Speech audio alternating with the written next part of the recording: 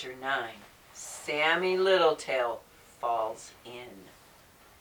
When Sammie Littletail and his sister Susie went off toward the underground house after they had shown Mrs. Wren where she could get the squirrel's old nest for a home, they felt very happy. They ran along, jumping over stones, leaping through the grass that was beginning to get very green, and had a jolly time. "I wonder what makes me feel so good," said Sammie to his sister. "It's just as if Christmas was coming or something like that, yet it isn't. I don't know what it is." "I know," spoke Susie, who was very wise for a little bunny rabbit girl. "What is it?" asked Sammie as he paused to nibble at a sweet root that was sticking out of the ground. "It is because you have been kind to somebody," went on Susie Littletail. "We did the little brown bird a kindness and showing her the squirrel's nest where she could go to housekeeping, and that's what makes us happy." "Are you sure?" asked Sammie. "Yes," said Susie, "I am." And she sat up on her hind legs and sniffed the air to see if there was any danger about. "You always feel good when you do anyone a kindness," she went on.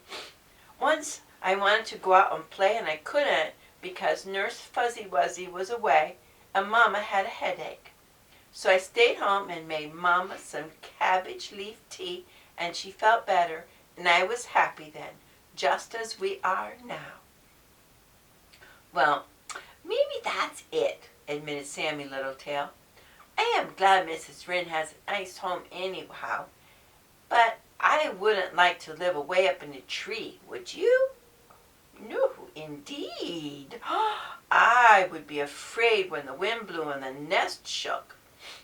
"It is ever so much nicer underground in our burrow," continued Sammie. "It certainly is," agreed Susie. "But I suppose that a bird would not like that. They seem to want to be high up in the air. But I don't like it. Once I went way up on top of Farmer Tooker's wood pile because his gray cat chased me, and when I looked down, it was very dizzy, and it was not as high as a tree." So the two bunny children hurried along, talking of many things and now and then finding some nice sweet roots or juicy leaves which they ate.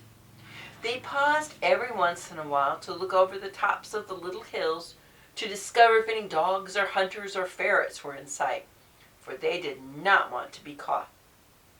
At length they came to a little brook that was not far from their home.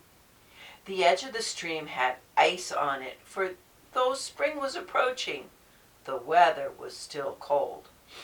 "Ah, there's some ice! I am going to have a slide!" Sammie shouted. "You better not," cautioned his sister. "You might fall in." "I will keep close to the shore," promised her brother, and he took a run and slid along the ice. "Come on!" he cried. "It's fun, Susie!"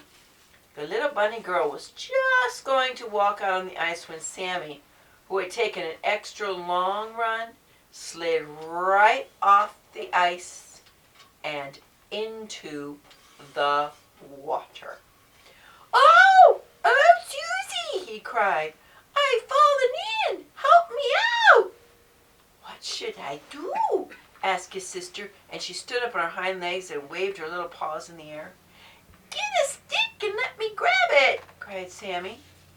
"But don't come too close or you may fall in too!" For Sammie was very fond of his sister and did not want her to get hurt. He clung to the edge of the ice and shivered in the cold water, while with her teeth Susie gnawed a branch from a tree. The branch she held out to her brother, who grasped it in his mouth and was soon pulled up on shore. But, oh, how he shivered! And how his fur was plastered down all over him, just like a cat when it falls into the bathtub. But I hope none of you children ever put Pussy in there. "We must run home at once," said Susie, "and drink some hot sassafras tea so you won't take cold. Come on, I'll run with you." So they started off, running, leaping, and bounding, and by the time they got to their burrow, Sammie was quite warm. Down the front door hole they plunged, and as soon as Sammie's mother saw him, she cried out, "Why, Sammie, you've been in swimming. Didn't I tell you never to go in swimming?" "I haven't been swimming, Mother," said Sammie. "Yes, you have. Your hair is all wet," she answered. Then Sammie told how he had fallen in. Uncle Wiggily Longears, the old rabbit, heard him and said he guessed he would have to give Sammie and Susie some lessons in swimming, and if you are good, I will tell you tomorrow night what happened on that occasion.